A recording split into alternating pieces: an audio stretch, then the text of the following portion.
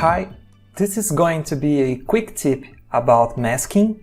It helps to add tones and color later. And by the way, this is Alm, a character from Fire Emblem 2 Gaiden. Very nice game.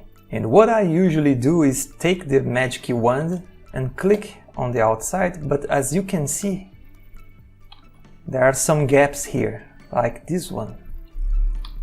And sometimes, not in this case, like in this drawing, that closing the line can kill a lot of emotion that you're trying to pass.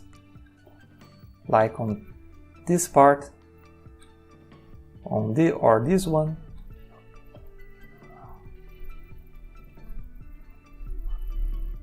And this one. So, one trick that you can use is you can duplicate the layer, then you hide your main layer, you close the gap,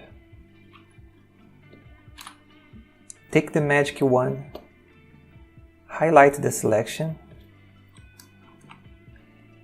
then you can expand the selection